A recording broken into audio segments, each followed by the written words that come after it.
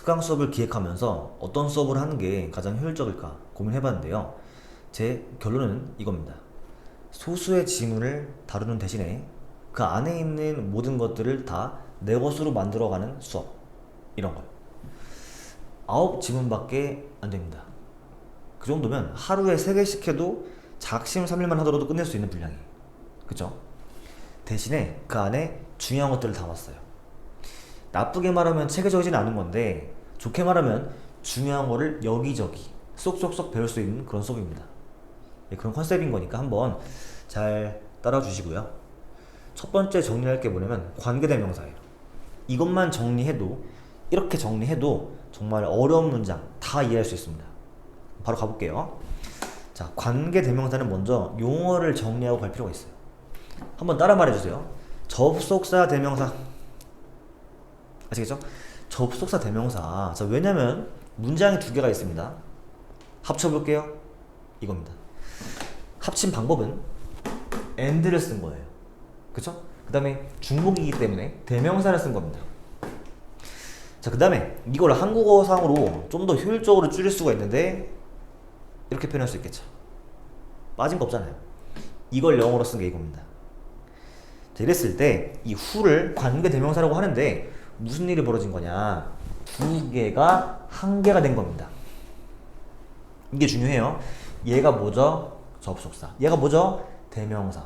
그러니까 접속사랑 대명사 역할을 한꺼번에 하는 겁니다. 이게 바로 관계대명사. 자, 그러면 관계대명사 문장을 봤을 때 중요한 건 딱 2가지가 있습니다. 2가지요. 첫 번째, 얘가 얘라는 걸 기억한다. 2번째, 원래 문장이 뭐였는지를 알아내야 한다. 그러니까 알 수 있어야 한다. 그러니까 지금에 적혀 있지만 이걸 안 보고서도, 얘만 보고서도 이렇게 원래 얘였구나를 빨리 파악할 수 있어야 한다는 거죠. 그것만 되면, 그러니까 지금은 쉽기 때문에 이거 안 해도 이해할 수 있어요. 근데 나중에 어려워지면 이 내막을 다 알기만 하면 정말 쉬운 건데 이걸 몰라서 복잡해 한다는 거죠. 그래서 쉬운 걸 배울 때부터 어려운 문장을 할 수 있는 그런 스타일을 배워야 합니다. 저는 개인적으로 이렇게 하는 걸 싫어해요. 보통은 막 더 프렌드를 지우고 who를 추가한다 뭐 이런 식으로 배우는데, 자, 그거는 나중에 어법 문제를 풀 때나 좀 어려운 문장을 이해할 때 도움이 안 됩니다. 오히려 방해가 돼요. 그거는 관계대명사를 만드는 데 있어서 그냥 친절하게 알려주는 그런 방법이었던 거지, 디테일하게 관계대명사의 본질을 이해하는 방법은 아닙니다. 그러니까 뭔 소리냐면, 자, 우리 더 프렌드를 he라고 했을 때 대명사 얘를 얘라고 썼다고 하지 얘를 지우고서 he를 썼다고 말하지 않잖아요. 그러니까 대명사라는 것은 대신 표현하는 겁니다. 명사를. 그렇기 때문에 더 프렌드가 he지만 어차피 he가 who가 됐기 때문에 그냥 더 프렌드가 who인 거예요. 이렇게 알아야 됩니다. 얘가 얘고 얘가 얘인 거 알아야 하고 분리할 줄 알아야 한다. 자, 그러면 격도 마찬가지입니다. 우리가 왜 얘가 무슨 격인지 물어보면 이렇게 말하는 친구들이 많아요. 이 뒤에 동사가 있으니까요. 이건 너무 결론적인 이야기예요. 자, 얘가 원래 문장이 얘였기 때문에 이걸 알 수만 있다면, 얘가 있잖아요. 원래 문장의 주어니까 주어의 자격인 거예요. 주격 관계대명사. 자, 목적격도 보시겠습니다. 문장이 있어요. 됐습니다. 자, and를 이용했어요. 그 다음에 중복을 피하기 위해 it 쓴 거죠. 얘를 효율적으로 쓰면 얘죠. 영어로 쓰면 이겁니다. 다만 어차피 얘가 얘고 얘가 얘고, 즉 얘가 책이기 때문에 책 옆으로 가야 돼요. 이만큼이. 그래가지고 이렇게 쓰는 겁니다. 아무튼 2가지 중요한 게 뭐였죠? 얘가 얘라는 걸 아는 것과 원래 문장으로 분리할 수 있어야 한다는 것. 자, 그러면 원래 문장이 he bought, 순서가 바뀐 거죠. the book, 즉 which는 book입니다. 원래 문장이 목적어죠. 그러니까 목적어의 자격 목적격입니다. 이렇게 알아야 돼요. which 뒤에 동사가 바로 나오지 않았으니까 목적격 이게 아니라, 이런 기계적인 암기가 아니라 원래 문장이 뭐였는지만 알면, 그리고 얘가 대명사라는 것만 알면 당연히 목적어니까 목적격 이렇게 아는 거죠. 아시겠죠? 이게 출발점이에요. 이 다음 것도 할 건데 이건 먼저 이렇게 알아야 됩니다. 자, 목적격은 생략이 가능하죠. 그렇기 때문에 약간 잠깐 또 앞을 봐주시면 일종의 세뇌를 시키는 거예요. 생략이 가능합니다. 어차피 이 위치를 누구라고 뭐 어떤 거 해석하지 않습니다. 왜냐면 이때 who도 누구라고 해석하지 않잖아요. 해석하지는 않아요 이게. 그렇기 때문에 생략하더라도 똑같습니다. 자 그럼 이걸 기반으로 이것도 할 수 있어야 돼요. 그러니까 방금 거를 제가 말씀드린 스타일대로 이해를 하면 좀 더 어렵고 까다로운 것도 잘할 수 있습니다. 이 두 문장을 더 해볼게요. 똑같은 거 하는 거예요. and를 이용하고 it 같은 렌즈였으니까 대명사를 쓴 겁니다. 얘를 합치는 게 이거예요. 맞죠? 그랬을 때 이 문장을 보고 두 가지 아는 게 중요한데 첫 번째 뭐였냐면 얘가 얘고 얘가 얘고 이걸 아는 것과 두 번째 원래 문장이 뭐였는지를 아는 것. 뭐 적혀 있지만 안 보고 알아야 돼요. His speech gave me a new lens. 이거랑 I can view my life through 얘가 얘라고요. lens, a new lens 이렇게 알아야 되죠. 그쵸? 자 그러면 이거를 해석을 한번 해보세요. 멈추고 한번 적어보세요. 막상 표현하기 어렵습니다. 뭘까요? 이렇게죠. 자, 쉬운 대로 할 수 있겠지만 이게 지금은 내막을 알기 때문에 쉬운 거고 이따 한번 보여드릴게요. 막상 표현하기 어렵습니다. 자, 그리고 한 가지 짚고 넘어갈 게 있는데 이거 맞는데 원어민들이 이렇게 쓰는 것보다 이렇게 쓰는 걸 더 좋아합니다. 그러니까 무슨 일이 벌어졌냐면 이 through가 좀 외롭다는 거예요. 그러니까 원래 through 렌즈였기 때문에 얘가 렌즈죠. through 렌즈가 하나의 그 전면구였어요. 이걸 전치사라고 하고 이걸 명사니까 둘이 합해가지고 전면구라고 부릅니다. 전치사는 혼자 안 쓰여요. 마치 이런 거예요. in the house. 집에서 이게 하나인 거지 집 따로에서 따로 아니잖아요. 이게 하나인 거예요. 그렇기 때문에 의미적으로 하나이기 때문에 이렇게 쓰는 거 더 좋아합니다. 왜냐면 얘니까 딱딱딱 그러니까 through 렌즈가 붙어있는 느낌인 거죠 이게. 이렇게 쓰는 거 더 좋아해요. 자 그러면 이땐 더 어렵습니다. 뭔가 표현하기가 어려워요 말로. 근데 원래 문장 내막을 알기만 하면 일도 아니죠. 심지어 해석을 못하더라도 무슨 상황인지 알 수 있습니다. 어떻게 하면요 얘가 얘라는 걸 알고 원래 문장을 분리할 수만 있으면요. 이게 중요해요. 자 그러면 이 지식을 바탕으로 이걸 해보자는 거예요. 멈추시고 선행사는 밑줄입니다. 그 설명을 받는 명사. 그 다음에 관계대명사라는 것은 이 대만 말하는 거고 관계대명사 절 이거는 그 범위를 말하는 거예요. 그래서 그 범위에 괄호치고 선행사에 밑줄을 치고 그 다음에 해석을 한번 적어보세요. 이건 적어봐야 합니다. 아시겠죠? 왜냐면 막상 적기 까다로운 걸 가져왔기 때문에 한번 적어보세요. 자 적어보셨다고 치고 보겠습니다. 일단 이거죠. 이렇게죠. 막상 어려워요. 시켜봤는데 애들이 잘 못해요. 애매합니다. about 뒤에 뭐가 없는데 글쩍글쩍 어떻게 표현하지? 자 이럴 때는 뭐라고요? 얘가 얘라는 거. 그 다음에 원래 문장이 뭐였죠? We went to the park.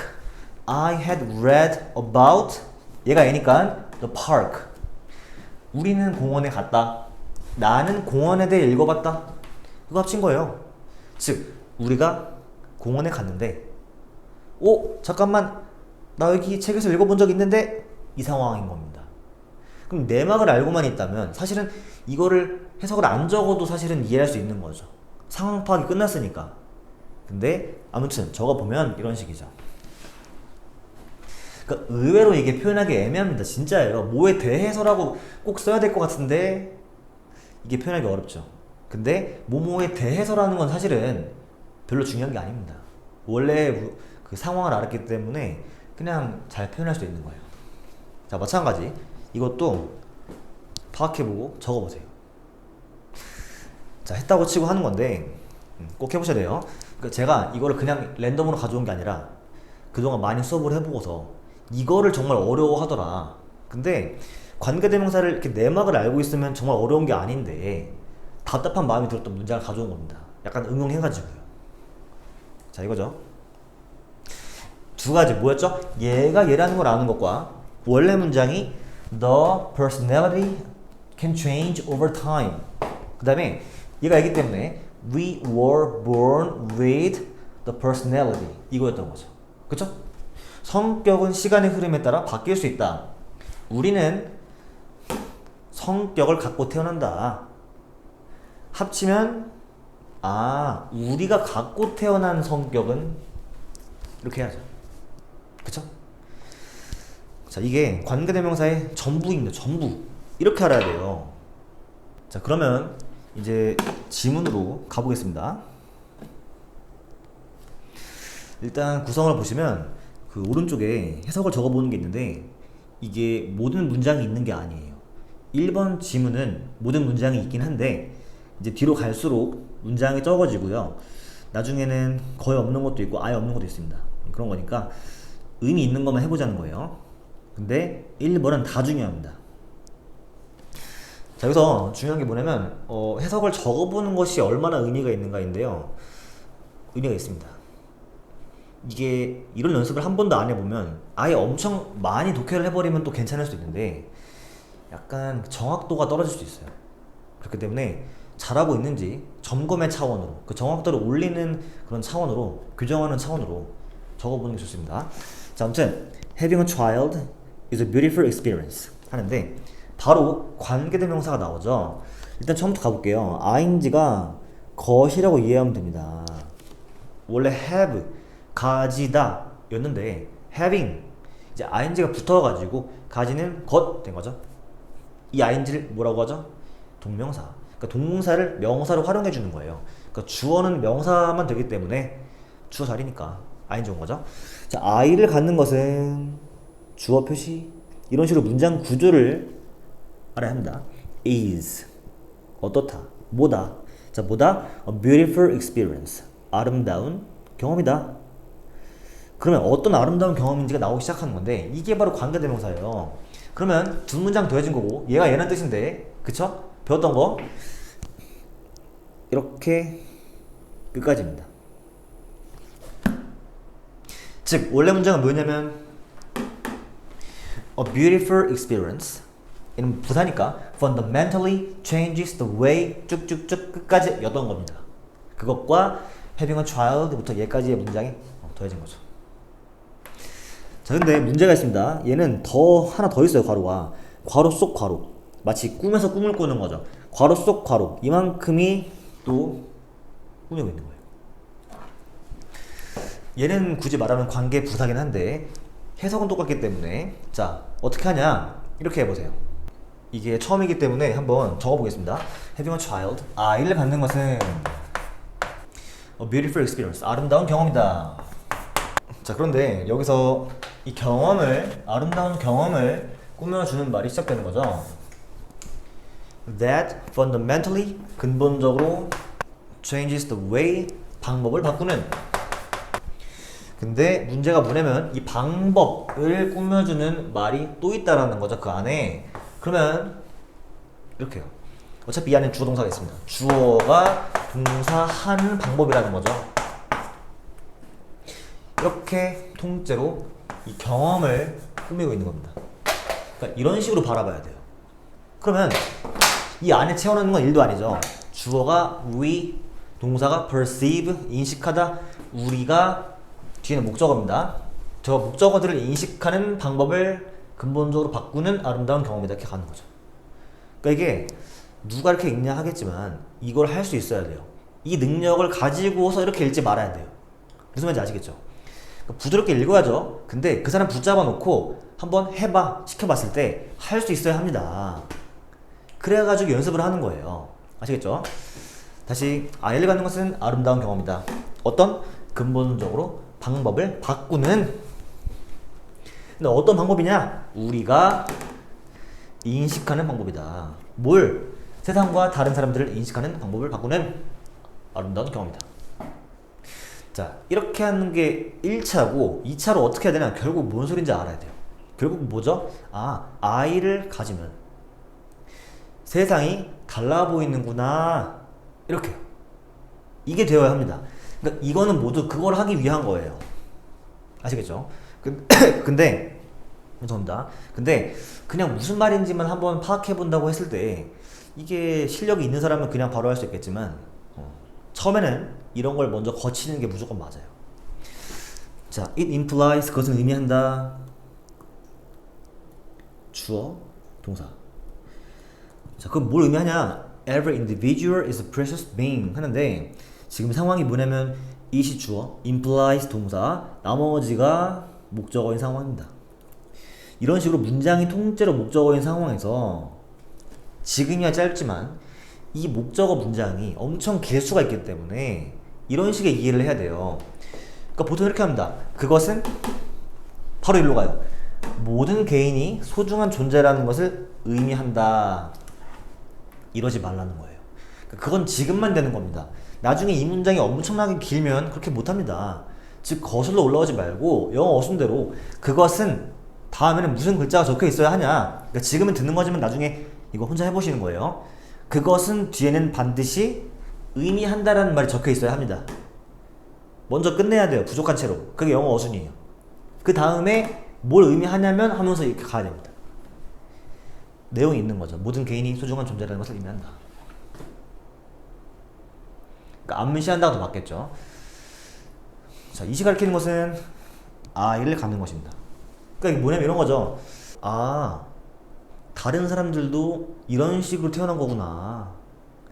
정말 소중한 존재구나. 이런 거예요. 그러니까 아기를 낳아보니까 다른 사람들도 처음에는 다 이런 식으로 아기였을 거 아니에요. 달라 보이더라고요. 그런 말 하는 겁니다. 제가 쓴 거예요. Moreover, 게다가 이런 말이고 looking at a child 똑같은 겁니다. look at이 바라보다인데 looking at 이 것이에요. 아이를 바라보는 것은 주어죠, 주어. allows 하는데 나중에 배우긴 할 건데 allow라는 말의 어법이 말의 쓰임이 이런 식입니다. 그러면 허락한다. 우리로 하여금 돌아보도록 이렇게 하죠. 꼭 to를 써야 되고 allow의 쓰임이고 아무튼 아이를 바라보는 것은 허락한다. 우리 보고 우리로 하여금 생각해 볼 수 있도록 뭔가 회상해 볼 수 있도록 우리 자신의 삶을 왜냐면 he는 아기입니다. came from us. 그는 우리에게서 왔기 때문에 그리고 he came from he will인 거죠. 그가 will be nurtured. nurture 동사 원형이 기르다기 때문에 BPP죠. 길러질 것이다 라는 거예요. 그러니까 왜냐면 그는 우리에게서 왔고 우리라는 것은 우리 그 부모님 말하는 거죠. 그리고 우리에 의해서 길러질 것이기 때문이다. 그 무슨 말이냐면 이런 거죠. 이 아이가 이 소중한 아이가 이제 우리한테 온 아이고 우리가 기를 아이니까 내가 좀 더 나은 사람이 되어야겠다라는 생각을 하게 된다는 거죠. 아이를 봤을 때. 실제로 그래요. 제가 지금. 자, in that sense 그런 점에서 having a child 아이를 갖는 것은 똑같아요. 것입니다. 얘가 주어고 it's like 마치 뭐와 같다 wearing new lenses 새로운 렌즈를 끼는 것과 같다. 자, 그 다음이 중요해요. 이 렌즈가 괜히 렌즈가 제가 갖다 놓은 게 아닙니다. 일부러 맞춰놨어요. 명사를. 아까 했던 거 떠오르시라고. 이렇게죠. 이거 한번 해석해보라는 거예요. 해석을 적어보라는 거죠. 막상 애매합니다. 한번 적어보세요. 자, 뭐냐면 뭘 아는 게 중요하다고 했죠? 얘다. 그쵸? 그 다음에 원래 문장으로 분리할 수 있어야 된다. 어차피 having a child is like wearing new lenses 이 문장과 두 번째 문장은 뭐였냐면 we view life through lenses through new lenses 이었던 거죠. 우리는 세상을 바라본다. 새로운 렌즈를 통해서 원래 이 문장이었던 거예요. 그게 더해진 겁니다. 어떻게 표현하죠?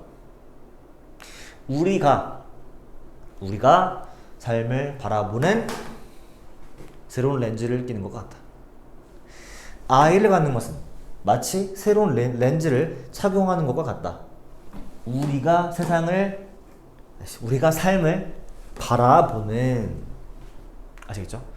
그러니까 이걸 굳이 뭐를 통해서 이 해석을 입으로 꺼낼 필요가 없는 거예요. 머릿속으로 내막을 알면 되는 일입니다. 이런 거였어요. 자, 답은 그래서 제목을 고르는 건데 지금은 제가 어렵게 안 해놨는데 선택지도 구성하는 그 팁이 있거든요. 그 팁까지 말씀드릴 건데 아무튼 이런 게 좋습니다. 답이 뭔지 알아도 틀린 게 왜 틀렸나를 분석해 보는 게 되게 중요해요. 이렇게 하면 정답률이 올라갑니다. 자, 1번은 뭐죠? 이런 거예요. 새로운 시각. 이게 약간 그 함정입니다. 이런 말이 있다고 해서 반갑다고 해서 고르면 안 되죠. 그러니까 부모가 자녀에게 준다라는 게 아니죠. 오히려 반대예요, 반대. 반대에 가까운 선택지고 2번은 이런 겁니다. 나중에 말하겠지만 보편적으로 맞는 말을 하는데 사실은 그게 언급된 적이 없거나 아니면 초점이 아니거나 핵심이 아니거나 그런 선택지가 있어요. 그러니까 맞는 말인데 우리가 지금 맞는 말을 고르는 게 아니잖아요. 주제나 제목을 고르는 거잖아요. 그래서 그런 거가 되게 함정으로 잘 나와요. 그러니까 맞는 말인데 다 아는 말인데 이게 지금 중요한 게 아니니까. 그럼 뭐죠? 이거죠. 자녀가 태어나면서 달라 보인다고요, 세상이. 제가 그 느낌을 받고 쓴 거예요, 이 글을. 그 다음에 이제 4번도 마찬가지입니다. 당연한 말인데 이게 핵심이 아닌 거죠. 다 아는 말이지만 그런 식입니다. 네. 3번입니다. 단어 중에 모르는 거 있으시면 외우시고요. 이게 양보다 질인 수업입니다. 그리고 원래 내용을 깊이 공감한 글에서 나온 단어, 그 단어는 정말 잘 외워져요. 그리고 오른쪽은 해석을 적어보는 거고 따로 수업은 안 합니다. 그러니까 옆에 있는 게 거의 답인 거죠. 참고하지는 마시고 그냥 혼자 한번 해보시는 거예요. 아, 뭐가 주어였더라? 동사가 뭐지? 적어보고. 그리고 해석은 뒤에 답지에 있습니다. 이렇게 해보시고, 이거는 제가 그 아이를 낳고 산부인과에서 정말 느낌이 신기해가지고 영감을 받아서 쓴 글이에요. 지금도 아이가 보고 싶은데 그때 정말 신기했습니다. 딱 이게 산부인과인데 아이를 처음으로 안아봤을 때, 야, 이게 일단 처음 봤을 때, 맨 처음 탯줄 자르러 갈 때 저게 누구지? 저게 내 아들이라고? 이런 느낌이 들었어요. 울진 않았는데 거의 울 뻔했는데, 왜냐면 제 아이도 안 울었거든요. 딱 있는데 와, 이게 처음 보는 다른 사람인데 다른 사람 같지 않은 느낌? 그리고 내가 약간 그 전까지는 혼자였다면 지금은 1.5명이 된 느낌? 그러니까 되게 말로 표현하기 어려운 느낌이 들었어요. 다 느껴본 분도 계시겠지만. 그래서 자녀를 가지면 정말 세상이 달라 보인다는 게 진짜입니다. 달라 보여요.